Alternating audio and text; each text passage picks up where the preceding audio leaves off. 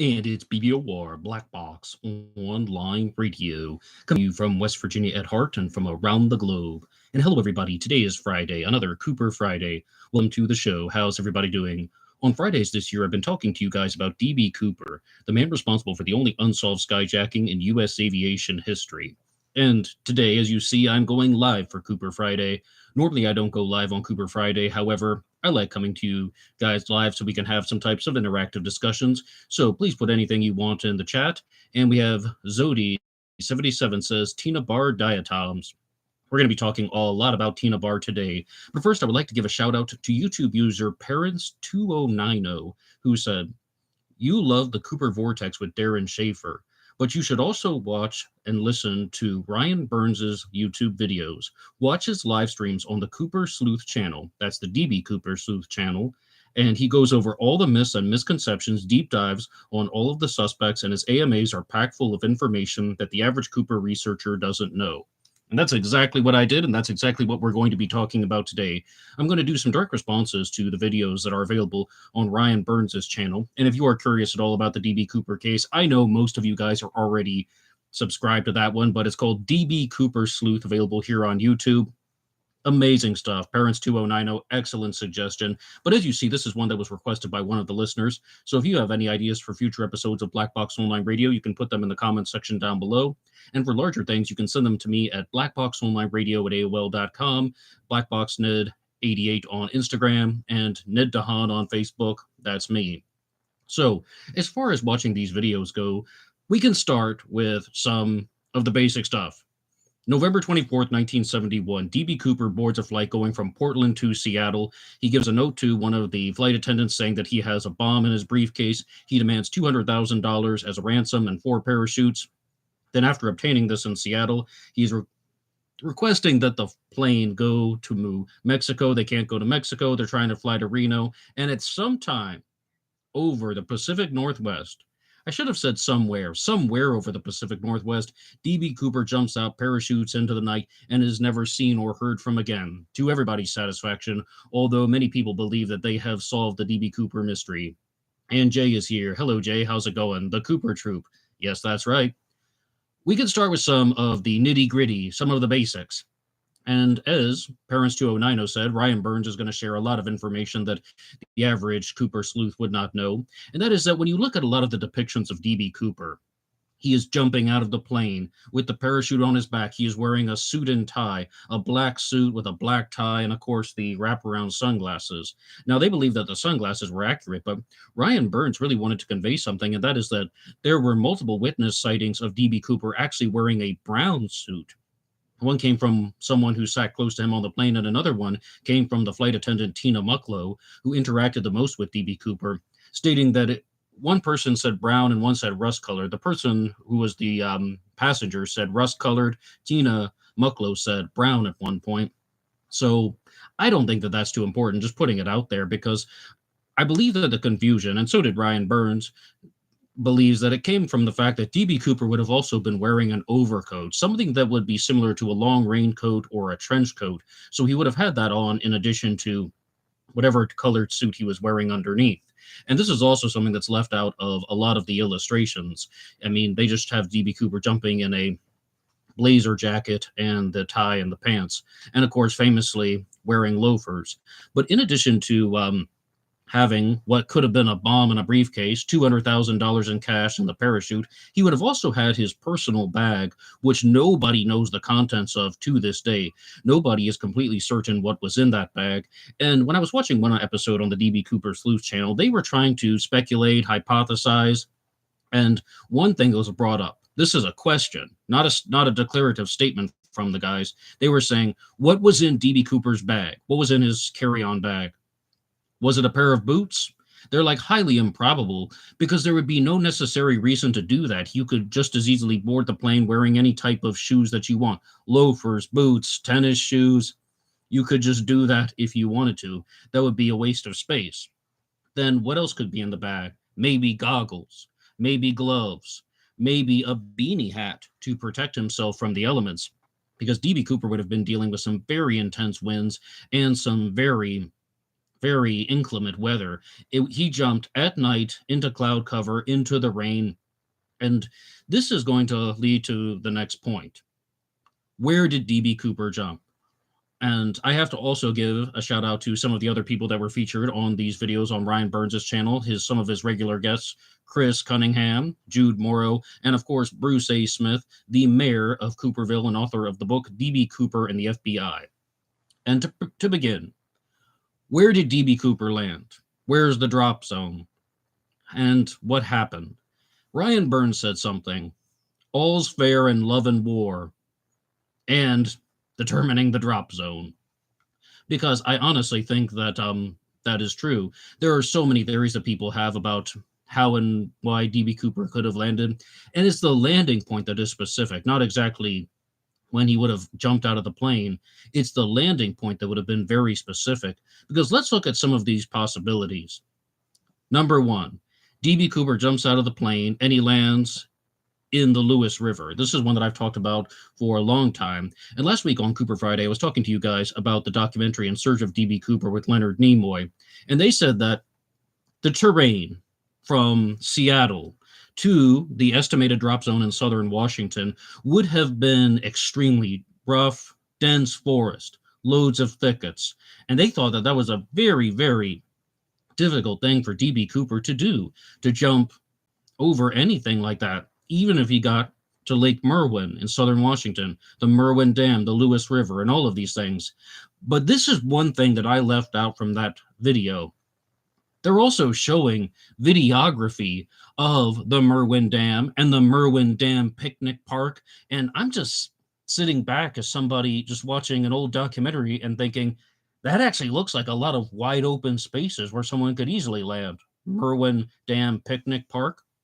And in one of the episodes that featured Bruce Smith on the DB Cooper Sleuth channel, they also showed some other possible locations about where DB Cooper may have landed.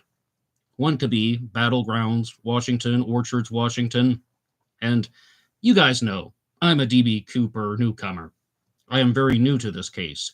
And on Black Box Online Radio, I share my journey with you. And I talk to you guys about how and why things may have happened. I share the process of everything that I'm thinking and experiencing in the true crime world with you guys here.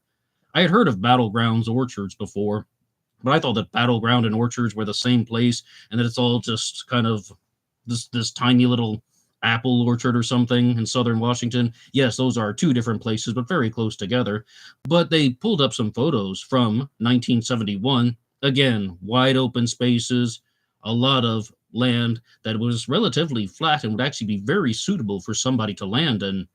Is it possible that DB Cooper landed near Orchards, Washington, Battleground, Washington, somewhere in the vicinity?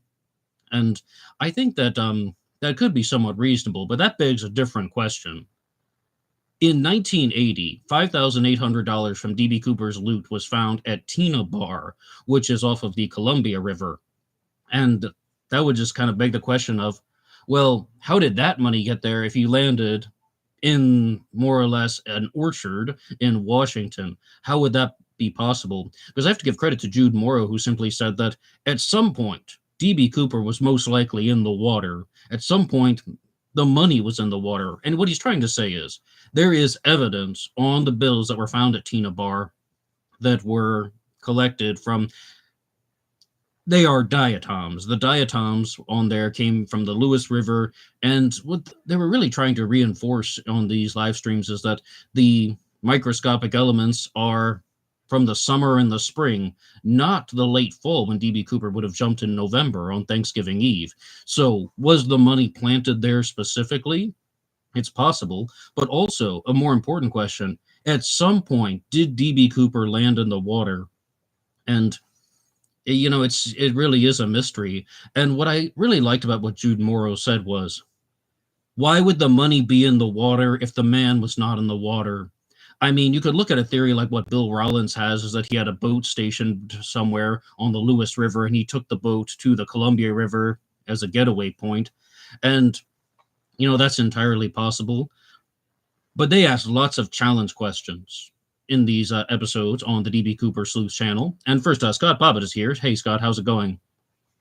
And one of them was, Did D.B. Cooper jump closer to Washington State or Oregon? How close was he to the Oregon border? And the honest answer is, I think that he's going to be well north of the border of Oregon, because all of the major places that are discussed in these drop zone discussions are located in Washington State. Lake Merwin, the Lewis River, the Columbia River, the Merwin Dam, and Tina Bar. All of this stuff is connected to Washington State. I think it would be highly, highly improbable if he jumped somewhere south of the Washington-Oregon border. Now, the next question that they were asking was in relation to how the money could have got to Tina Bar. D.B. Cooper jumps out of the plane November 24th, 1971. The money is not found until approximately 8 or 9 years later in 1980. And could it have landed there because of natural elements? Well, what some people think it happened is D.B. Cooper's on the plane, right? He has, his parachutes, he has the bomb, he has his handbag, he has the money. And during the jump, he lost the money, got blown away. He was unable to secure the money. And some way, somehow, D.B. Cooper goes one way, and then the money goes in a different direction. So how could that end up at Tina Bar? Perhaps by natural causes. Now, one thing that I've discussed in a previous episode of Cooper Friday is in 1974, the Columbia River was dredged. And some people believe that the money was taken in that dredge and moved to Tina Bar. Tina Bar gets that name because it's a sandbar. But they were discussing this a lot on the D.B. Cooper Sleuth channel. And their response was that, this is full credit to Ryan Burns. I didn't even know this. There are two types of dredging that go on in rivers. One of them is like a claw that is going to just kind of scrape along the bottom of the river. And the other type is a pump and a dump. And like where stuff is pumped up and pumped out, it's kind of sucked up and then pumped out onto the sandbars. And in 1974, the dredge that was done on the Columbia River was a pump and dump, where things sucked up and then it's dumped out. So what Ryan Burns acquired from interviewing some people is that it is almost certain that the money would not have been well preserved at all if that happened. It would have been destroyed in that process. You wouldn't have rubber bands on these stacks of bills, the $5,800 at Tina Bar, if it had gone through this type of pump and dump dredge. When I was visualizing this, I was always thinking about the claw scraping along the bottom. And that makes sense, right? Yeah, they're just kind of scraping the river floor and then it ends up at a sandbar, right? Well, they're just saying that would be highly, highly improbable. And Casbah is here. He says, Happy Friday. Happy Friday to you too, Casbah. Richard Delaney is here. He says, hello. Hello to you too, Richard. So what could be some other things to explore as to how the money got there? Some people believe that it was specifically planted. And there is a story about how D.B. Cooper's on the plane, right? And he's interacting with the flight attendants. And the flight attendants are Alice, Tina, and Florence. They call her Flo, Florence Schaffner. But he offers Tina Mucklow $5,000. Getting ahead of myself. He offers Tina Mucklow some of the ransom money. And she says, no, I can't accept that. We don't take tips. Now, one thing that has been talked about is Tina Mucklow, Tina Bar. Is that a connection? Did D.B. Cooper survive the jump? And did he land successfully and he was able to move about? And then he is going to return to Tina Bar at some point and plant the money, paying homage to Tina Mucklow, or just, this is the money that I offered her as a tip. And then he just did that for his own personal signature. Perhaps it could be. And Jennifer is here. Hello, Jennifer. How's it going? Pete's Guide is here. He says, not a claw that's dragged, a double-sided clamshell scoop if you see on some steam shovels. Well, now, is that the type that was actually used, though, Pete's Guide? Because that didn't sound like what Ryan Burns was describing. He was talking more about the pump and dump type of dredge. But are you saying that they used the double-sided clamshell scoop for the 1974 dredge? Because they were kind of saying something to the contrary. But, there could be some other explanations. And I've talked about this in the Kenny Christensen episode where Jeremy Berthium was proposing that D.B. Cooper actually landed at Tina Bar and the drop zone was a little bit off, and then he planted the money there to mark it as a signature because that's the place where he landed. I mean, it really is a tricky story. To ask you guys in the chat, and if you're listening to this right now, you can put your ideas in the comment section. Did DB Cooper survive the jump? Because this is something that is so highly debated. And on the DB Cooper Sleuth channel, they were talking about there's this common belief out there that would have been extremely difficult for DB Cooper to pull the ripcord and to open the parachute, jumping in at night into the cold with all of these winds. But those guys were saying some things that were really to the contrary, that it wouldn't have been that difficult because DB Cooper almost certainly would have located the ripcord on his parachute before he jumped. This would be basic human instinct, no matter whom you were, whether you're an experienced skydiver or an inexperienced skydiver, locating the ripcords. And I have to go back to that 1979 episode of In Search Of, where Earl Cossey, the man who packed the parachutes for DB Cooper, said if he pulled the ripcord, he would have survived the jump. And, that really is something that I do think about a lot. As of now, I have to accept that DB Cooper survived. That's what I would go with. When I first learned about DB Cooper, it was perhaps about 8, 9, 10 years ago, and there were lots of channels on YouTube that would do these types of countdown episodes like All-Time 10s and Dark 5, List 25, channels like that. And they would have little segments about DB Cooper. And they would say that on November 24th of 1971, DB Cooper pulled off the heist and he parachuted into the night and he was never seen or heard from again what happened. And that the FBI believes that DB Cooper did not survive the jump. And that the authorities believe that DB Cooper did not survive the jump. And that most people believe that DB Cooper didn't survive the jump. But one thing about that, about just putting this popular belief into the world, is that where's all of the evidence? I mean, where'd the body end up? Where'd the parachute end up? Where'd the money end up? Where did the bomb end up if it were indeed real? So I don't think that, because none of these things have been located, that leads me to believe that he survived the jump. Now, one thing that has been thought of is that because DB Cooper was jumping without the appropriate footwear, did he break his legs when he landed and on the ground, if he did indeed land on the ground?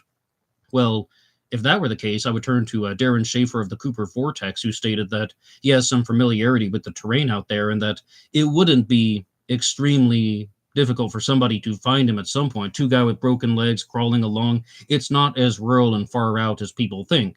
Plus 50 years of searching for him. Bear in mind that they were searching for DB Cooper with the SR-71 Blackbird. So does that not suggest that if he had not survived the jump or if he had broken both his legs, there's a very high chance that he would have found him. So I can completely comprehend why people are saying that DB Cooper would not have survived, but I think he did. Pete's Guide said, the scoop type of a dredge is called a grab bucket, lowered on a crane by a cable straight down, but that is not what was used near Tina Bar. Yes, I mean, that's what I was gathering from Ryan and the guys. And Casbah says, I'm betting that he landed in Eugene, Oregon. Ah, Eugene, Oregon, Casbah. That really is quite different because most of the expected drop zones are above Washington State. And as I said, all of the major markers that people are talking about are in Washington State, and DB Cooper's time that it would have taken him to go from Seattle to Portland is 36 minutes, right? The Portland-Seattle flights are 36 minutes, and DB Cooper would have been on the plane for like 20 minutes or something like that. Don't quote me on that, but based on those estimations, he would have been over southern Washington. Pete's Guy says, the type used as you described with the part that goes down into the mud is called a cutter head or a crown, and is connected to the barge with a suction hose.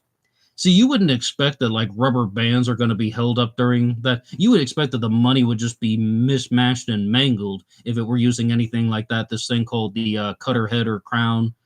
I mean, that's my take on that. So Cal209 says, hey, Ned, great work on the recent Zodiac panel. Hard to say, but Dan Cooper may have survived. Nothing but a feeling.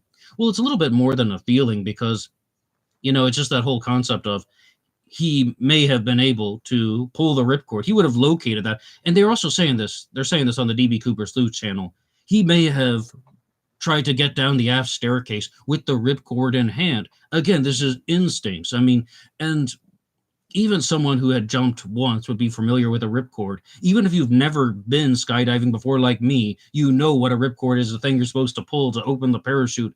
He would have located these things.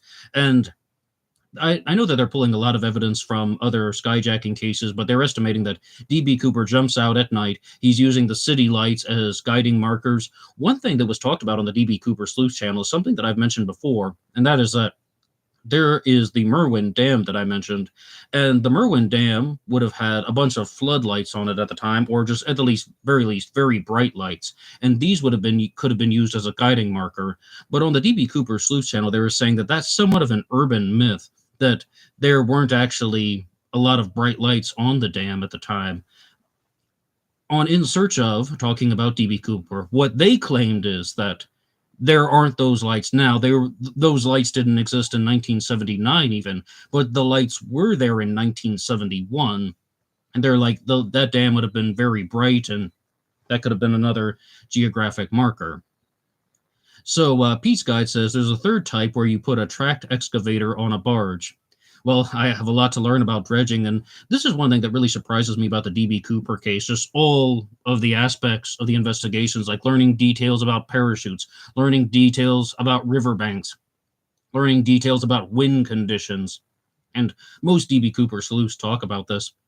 I remember when I interviewed Pat Boland, she said that she was not familiar with parachutes at all before D.B. Cooper. But here's something else to suggest that D.B. Cooper may have had some type of parachuting experience.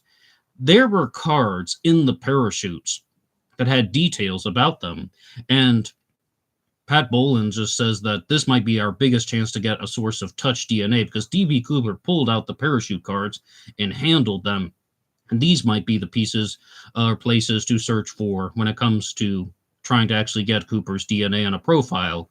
But because he read the cards, does that not suggest that D.B. Cooper knew a little bit about skydiving and paratrooping?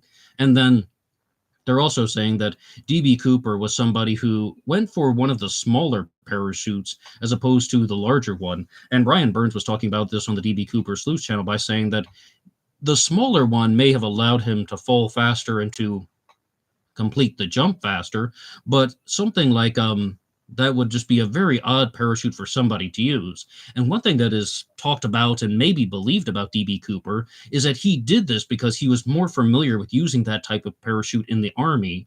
And I was talking about Dr. David G. Hubbard last week on Cooper Friday, and he created this psychological profile of D.B. Cooper, that he was a pilot from the military Vietnam era, and that he was creating this type of D.B. Cooper persona because he was somewhat of a failure in life and on hard times, and that it was just that he was familiar with that type of parachute because he was in the Army.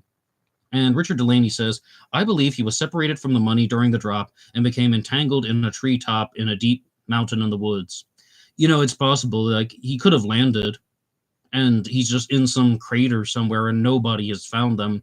You know, you're looking for a speck of dust. I should also point out that there is a new D.B. Cooper video on Ray Grant's channel. Ray Grant was in the chat on the last True Crime Talk radio live stream, and he was saying that he was going to make a video about the Bates Had to Die letters from the Zodiac case, but he also made a video about the D.B. Cooper case. And firstly, Ray, I appreciate the shout out. I'm going to give you a cheers to that with my honeybee mug. But what he was saying is that he was actually sharing some personal experiences, and that he was a postal worker for 37 years. And I'm like, all right, I'm listening, but where's he going to go with this? And what he said is that people don't comprehend how heavy paper is. Like, delivering mail on a mountain bike is not practical because the weight of the mail bag would drag you down considerably. And even the weight of D.B. Cooper's money, the $200,000, would have encumbered him greatly. And this would have affected all types of things. So you got somebody like what Richard Delaney is saying, that D.B. Cooper was separated from the money. He wasn't able to hold on to it. Well, that's exactly what Ray Grant was talking about, that he believed that D.B. Cooper lost the money during the skyjacking. And Ray Grant actually talked about something that I thought was rather interesting, and that is that he has a D.B. Cooper suspect that is Richard McCoy. And McCoy is one of the most widely discussed D.B. Cooper suspects. And Ray proposed the theory that Richard McCoy committed the D.B. Cooper skyjacking, but he lost the money. Yes, he was able to land. Yes, he was able to clean up and get away from there. And yes, he was able to get out of town. But he didn't get the money. So then McCoy planned another skyjacking, and that one just turned into an absolute mess. Understatement, right? And Richard McCoy is one of the few D.B. Cooper suspects that has been widely discussed that I have not done a standalone episode on. And yes, there's a D.B. Cooper suspect playlist here on Black Box Online Radio from the old Cooper Fridays, but the reason why I haven't is because there are so many different elements to the McCoy story. I wanted to do this in a succession of videos where I would talk about McCoy as a suspect, talk about the McCoy skyjacking, and talk about some other possible theories associated with him.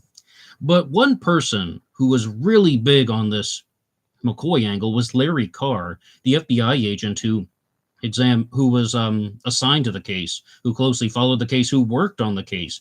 And he appeared on an episode of the Cooper Vortex with Darren Schaefer, and he is talking all about his take on the subject. When he got the D.B. Cooper case, he thought it was going to be Richard McCoy. He thought that that's what was going to happen.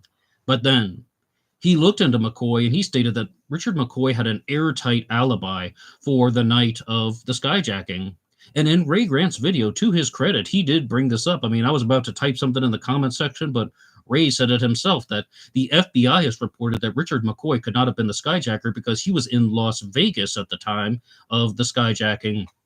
But what does that mean? But one point that Ray shared was that it appeared that the FBI was still trying to do DNA tests on Richard McCoy's DNA as late as 2003 or 2004.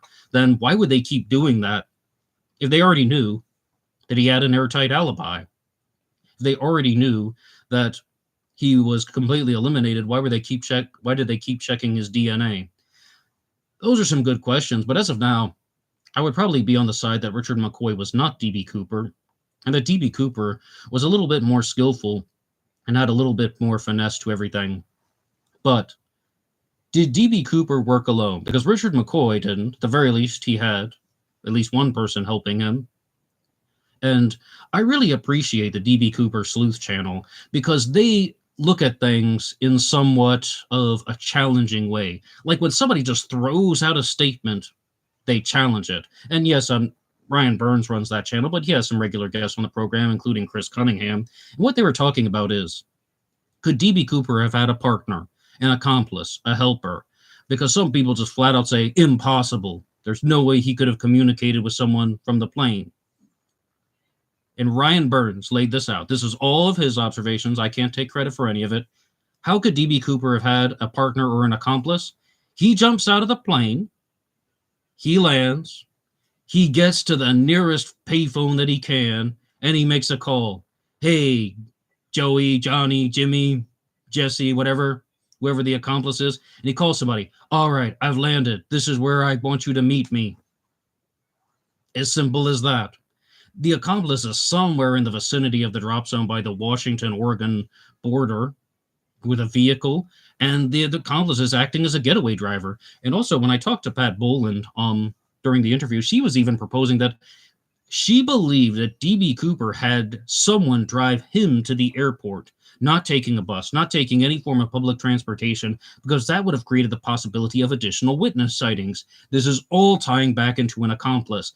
And did D.B. Cooper actually have an accomplice? I don't know. But what I do like is when people challenge these things. No, it's impossible. And I'm just like, why?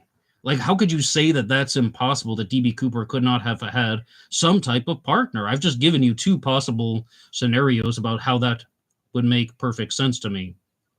Now, what do we make of some of the other pieces of evidence? D.B. Cooper was wearing a clip-on tie. As I said, from those famous depictions, you'll see D.B. Cooper jumping in the suit and tie. Well, he shouldn't even have been wearing the tie at that point. He was wearing the black clip-on tie with a pearl pin, and he left that on the seat. And one question that was asked to Ryan Burns was, how do we know for certain that that was D.B. Cooper's tie? And he simply said that, well, it was left where he was sitting. I mean, there's no real reason to suspect that it was anybody else's. And I believe that. I believe that that was D.B. Cooper's tie. But Traces of metallic particles were found on D.B. Cooper's tie, or let me just say this.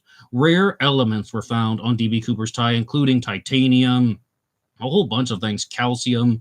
There was a whole list that I read off once. I have an episode actually on the secret evidence of D.B. Cooper's tie here on Black Box Online Radio. And you can, if you want to follow along with Cooper Friday, you can hit the like button and subscribe. But one thing that Ryan Burns shared was that the elements were actually found around the knot of the tie.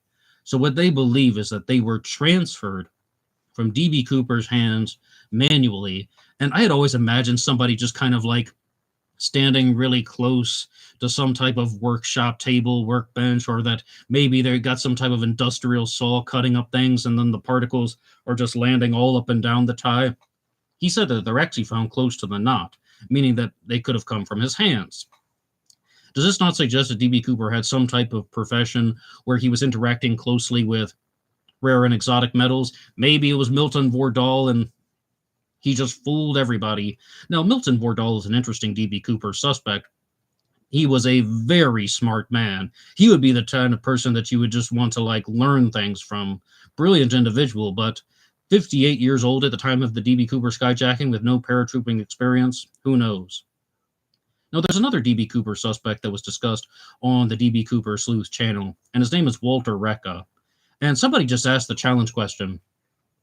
Walter Recca was in the woods on the night of the skyjacking, November 24th, 1971, and he was seen by somebody named Osidich carrying what appeared to have been a raincoat draped over his hand. This is near Cle Elum, Washington, about 100 miles east of the drop zone. And what was he doing in the woods? That was the challenge question that was posed to Bruce Smith and Ryan Burns. Why was Walter Recca in the woods there if he was not D.B. Cooper? First, I have to preface this by saying that the people who push these books about Walter Recca being D.B. Cooper, the people who have Walter Recca as a D.B. Cooper suspect, state that the flight path that we know of is wrong. It was actually 100 miles east of where the drop zone is expected, near Cle Elum, Washington. But what was Walter Recca doing out there? And Bruce Smith simply said, looking for a cup of coffee and a ride home. Because Osidich picks him up and they go to some type of cafe or restaurant and I guess they have coffee, but he gives him a ride. What was Walter Recca doing in the forest? I think it's very clear. He was working for the CIA, MI6, and the KGB. Just kidding. No, I have a standalone episode on Walter Recca, and I think that he was a fibber, a liar, someone who was just playing games, a troll, a jerk. I shouldn't call him a jerk because I didn't know him personally, but troll, liar, and fibber, absolutely. And one thing that Bruce Smith did share about Walter Recca is that not only did he tell these stories about working for the CIA and the KGB and the, and for MI6, but he had IDs for both the KGB and MI6, like the IDs, which Ryan Burns simply said that they were fake. And Bruce Smith asked him a challenge question. Okay, you're saying with certainty that those IDs are fake. Well, how do you know that? And Ryan Burns had a very interesting response to that when he said that the ID that Walter Recca had as for being a KGB agent actually said the name Walter Recca on it. And he thought that if he were a KGB agent, then he would have used some type of pseudonym or alias. Maybe it would have even said Walter Pekka instead of Walter Recca. But I think all of that stuff is just what did somebody say? A nothing burger, mostly. I don't think that Walter Recca was D.B. Cooper. I don't think that D.B. Cooper jumped anywhere near Cle Elum, Washington. But what was Walter Recca doing in the woods? Because I believe everything else about the story. I believe the Osidich sighting. I believe that he had the raincoat draped over his arm, and he's just in the forest. Walking, hiking, getting lost, pretending to be dangerous. I'm not really sure, but those are the things that come to mind. Jay has some things in the chat who says, the McCoy theory that he lost the money comes from Dan Greider's of probable cause. He actually did the jump himself with a backpack of paper the same weight as the money. McCoy's alibi was proved false by Dan Greider. Well, there must have been a reason why they were still looking into him in 2003, 2004. I guess that's to the credit of Ray Grant. And Casbah says, Cooper could have dropped the money with a lit flare and separate from jump and gone back to pick it up. Oh, wow, you think so? You think so? Well, Casbah, how many miles would be from DB Cooper if he dropped the money with a lit flare. I mean, I what kind of distance would that be? Like, what are we talking about? I don't necessarily know how much a 20-pound bag of $200,000 with a lit flare is going to separate from the parachute. But here's something else though. Because I was talking to you guys about skepticism, and I told you that one of the guests that is on the DB Cooper Sleuth channel is named Jude Morrow, who has a lot of experience with skydiving and parachuting, and he shared something, and that is that you might see this in cartoons when the parachute opens and the jumper gets pulled backwards and jerked around, and they're just kind of like fluttering and floating about in a backwards motion. What he said is that that would not happen. If the parachute were open and the person was falling, the jumper is going to move in a forward motion. So throwing the money down, I mean, the parachutist is definitely going to be moving in a different direction if he intentionally dropped the money. But this is another interesting thing, though, because I said you got to challenge some things. Ryan Burns and Chris Cunningham were like, well, if DB Cooper jumped out of the plane, he would have jumped from the back aft staircase. The plane is flying south. That means that DB Cooper would have had to have jumped facing north, and then he's going to move in a northbound direction toward all of the places that I've talked about, right? The Columbia River, the Lewis River, maybe Lake Merwin even, right? But again, I'm just sitting there watching the show, and I'm like, no, don't do that. What did he just say? And Jude Morrow, as a panelist on the show, answered the question for me. He responded because, firstly, it's his idea, not mine. I'm just a guy in the audience. And what he said was, it's very simple. He turned his body, before he pulled the chute. He turned his body at a certain point, and then that would have allowed him to move in a forward direction, going southward. I love it when people challenge things. And Jennifer says, he did survive, in my opinion. Jennifer Beeson Dickinson, is your suspect Ted Braden? Just curious. You're probably going to be in some trouble if it's not. And Jennifer says, have you ever gone skydiving? No, I haven't. Can I be honest with you, Jennifer? I was just watching like Facebook Reels and such, and there was this one about a guy who did this a couple years ago. He set the world record for skydiving without a parachute, and I've always been curious about that, and I want to do that. I don't want to do any of this DB Cooper stuff, pulling the ripcord at night. What he did was, he's an experienced skydiver, so he jumped at 25,000 feet, and he landed on two nets, actually. One net kind of goes down, and then there's the kind of security net to stop the fall. That looks amazing. Because I thought about that as a kid, could you set the conditions up just right and just skydive without a parachute? And the answer is, of course, yes. I mean, now this is going off of something that I read 15 years ago on the internet, back when the internet was all multicolored and the websites looked weird. And it was that the record for free falling and surviving is actually 33,000 feet, that somebody fell out of a plane during a plane crash. And it was a woman, actually. I want to say she was from the former Soviet Union, but don't quote me on that. And she fell 33,000 feet and still survived. So when I learned about that, I was like, people can skydive without parachutes, but this guy did it from 25,000 feet, set the world record, and he didn't get injured like some of the other people who would experience things like plane crashes. Okay, though. So the next question that I would like to turn over to you guys is, are the flight attendants and the pilots, the crew, are they people we can trust? Because there has been some questions about how there's a statement from Florence Shafter, one of the flight attendants, that Tina Mucklow knows a lot more about D.B. Cooper than she let on. Tina Mucklow, the one who interacted with D.B. Cooper a lot, maybe even assisted him more so than the other flight attendants, we can say that, the one who served D.B. Cooper, lighting his cigarettes and all that. She might know more than she leads on. She even went into hiding for a while, more or less. Been hard to track down. And my simple question is, I don't really see it too much of a reason to doubt things. Now, maybe there was some type of flirtatious attempt made from D.B. Cooper toward Tina Mucklow, and she didn't want to talk about it. Maybe it was something even a little bit worse than that. But what I think is actually really interesting is that in the very first video that I pulled up from this recent time watching the DB Cooper Sleuth channel, I'd seen it before, and that was that somebody asked a question to Ryan Burns, and that is, what would you recommend to somebody who is just starting to explore the DB Cooper mystery? And he said, you have to look at the witness descriptions, because that's all we have.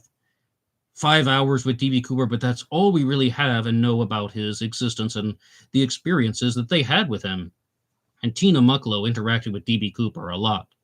But a big thing is that DB Cooper was wearing the wraparound sunglasses a lot for the majority of the flight, which is very weird, Corey Hart wearing sunglasses at night, right? But Florence Schaffner did witness him without the sunglasses, but primarily DB Cooper has them on when he's talking to Tina Mucklow, as I understand.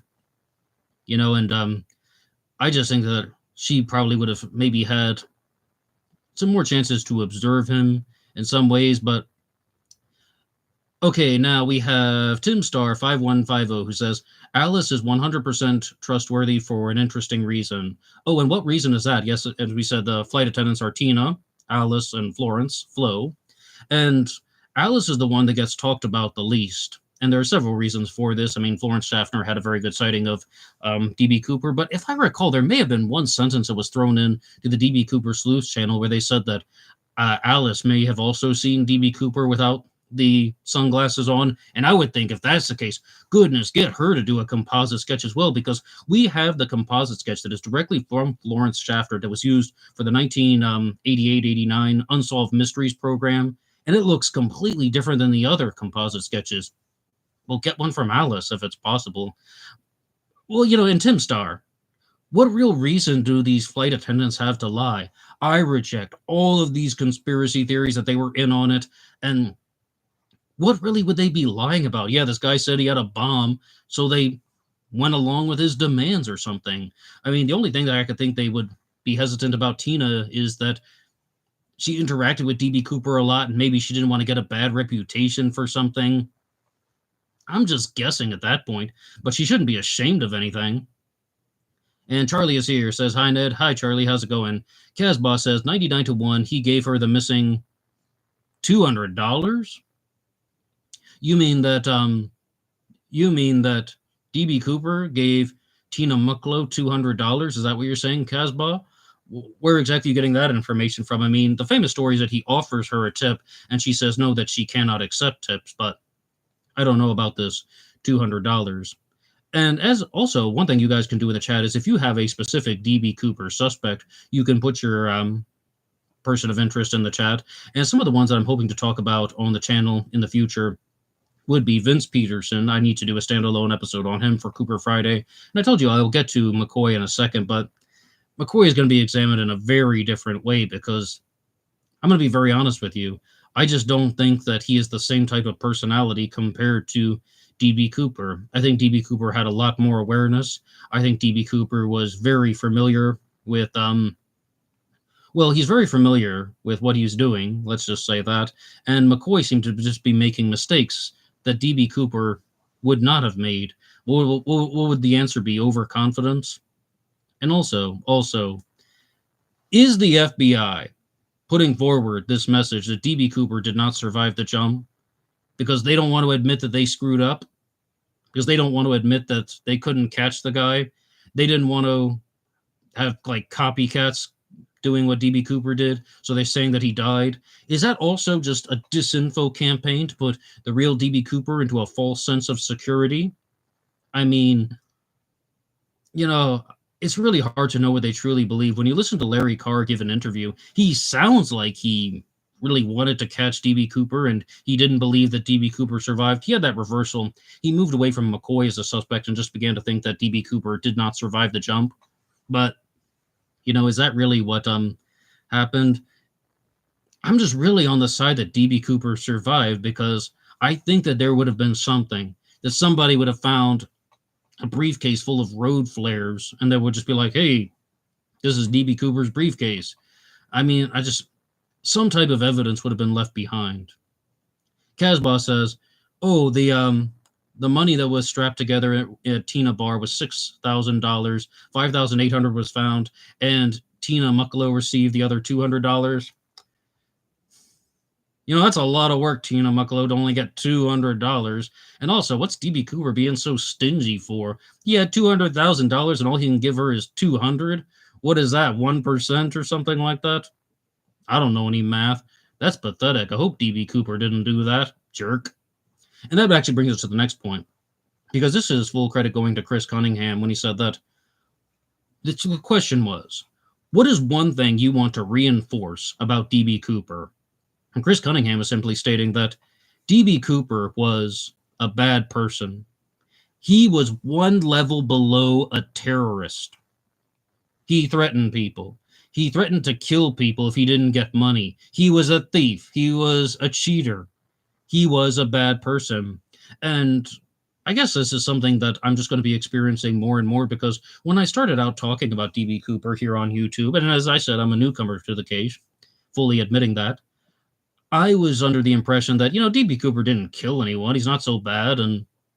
But the people who follow this case more and more really have developed that type of opinion that D.B. Cooper was a bad person.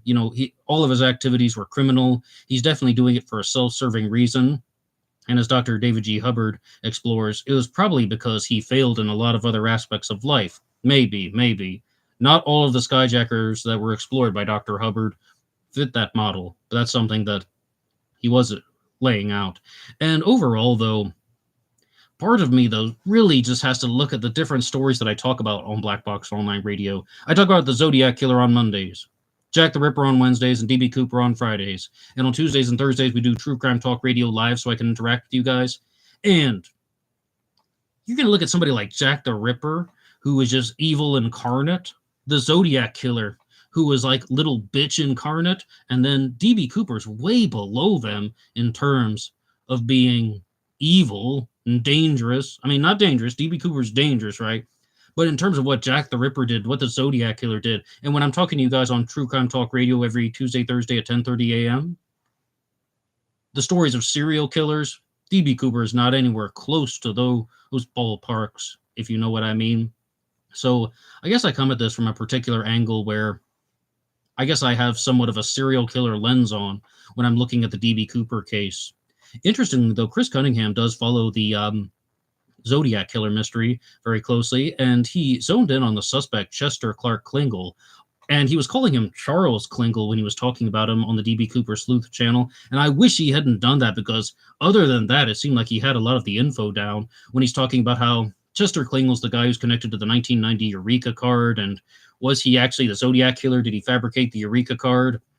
And that, as I said, Chris Cunningham was really up on his stuff, talking about how the DNA evidence in the Zodiac Killer mystery is all questionable now, and the possibilities of contaminants, and how do we truly know if suspects can be eliminated? To answer those questions, do I think Chester Clark Klingle was the Zodiac? Probably not. Did he write the Eureka card? Probably yes. Casbah says, what doesn't make sense is that they evacuated the plane, but Tina didn't leave. She had a chance to run. Bullshit. She's involved. What, Casbah? You're going to accuse Tina Mucklow of being involved in the D.B. Cooper heist? Tina Mucklow had the chance to run? Well, yeah, but then Cooper could have detonated the bomb. It would all have been her fault. I mean, if she deviated from the plan, that's honestly what I think happened, Casbah, is that Tina Mucklow had specific instructions that she was supposed to follow. And if she didn't do what Cooper wanted, well, he's saying he has this bomb made with a clock and dynamite in the briefcase, and he's going to blow the whole plane up. And there would have been other people on the plane, too, because of the pilots. Now, this is what they brought up, though, on the D.B. Cooper Sleuth channel. This is one episode that I think only featured Ryan Burns and Chris Cunningham. And that is, who is the hero of the D.B. Cooper case? And the first instinct that I had was also what they said. Tina Mucklow, because she went along with D.B. Cooper's actions to the point where, she's just trying to avoid this guy from killing people. Was the bomb real? I don't know. At first, I thought it wasn't real. There's a chance that it was, though. I mean, no, who was it? Some guy, it might have even been Bruce Smith, who was saying that if DB Cooper was caught with a dud, like let's say, for example, the hijacking gets bungled and he's caught with a dud bomb, he would look really stupid. Maybe the bomb was real and Cooper just wasn't afraid to take his own life. But Chris Cunningham actually brought up another possibility of who would be the hero of the DB Cooper case. And he said the pilots. Because Casbah is talking about how Tina Mucklow didn't run when she had the chance. The pilots didn't run when they had the chance. They could have exited the aircraft and just, like waited for Tina to come back, and they could have left Tina alone. They didn't have to take off from Seattle. They could have been like, nope, we're not doing it.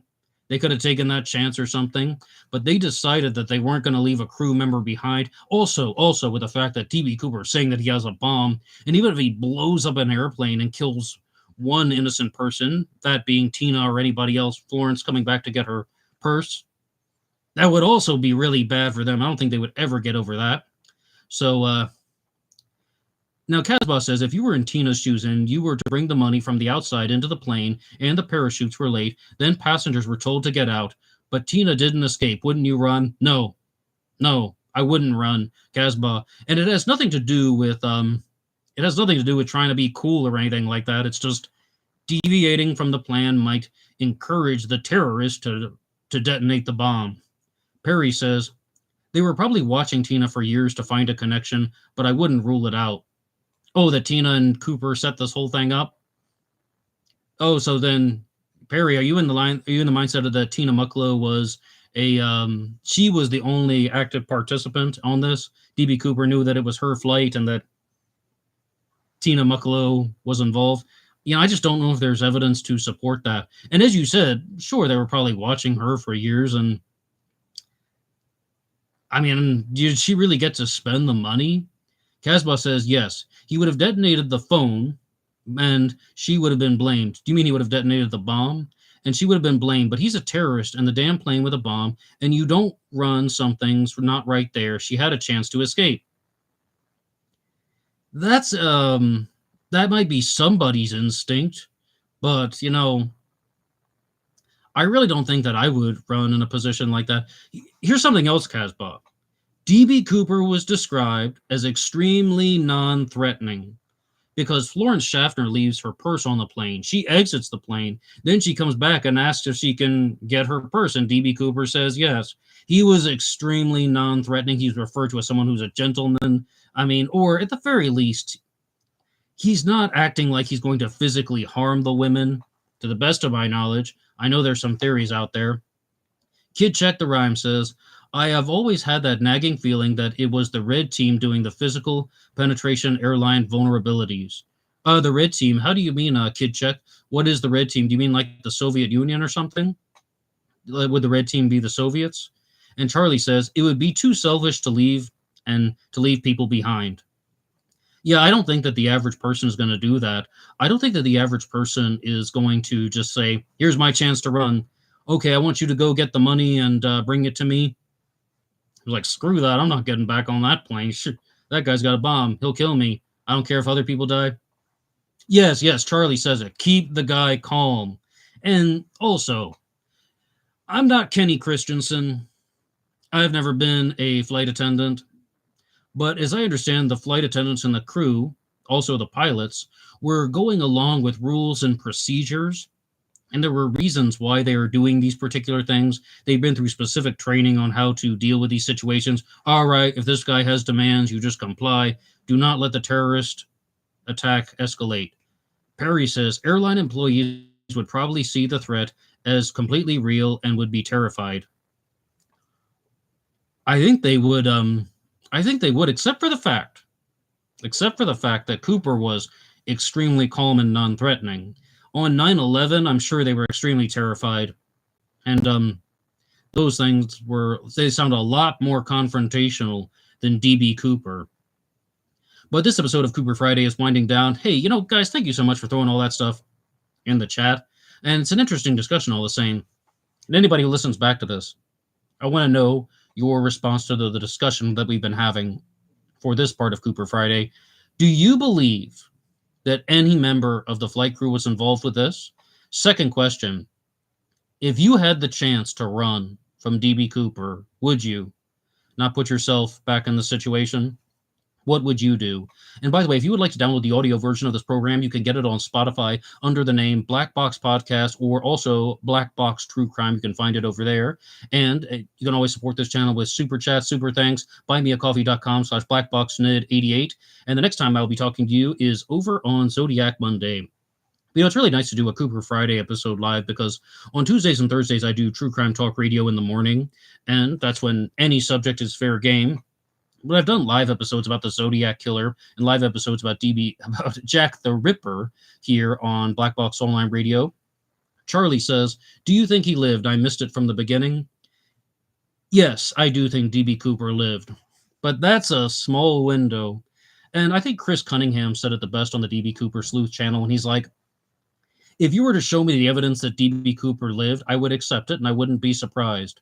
If you were to show me the evidence that DB Cooper did not survive the jump and he died, I would not be surprised either. As of now, I don't think there is enough evidence to say that DB Cooper died. No physical remains, no parachute found, no bag of money, no briefcase bomb, no handbag, no sunglasses. I think that DB Cooper lived. But that will be all for me now. And, please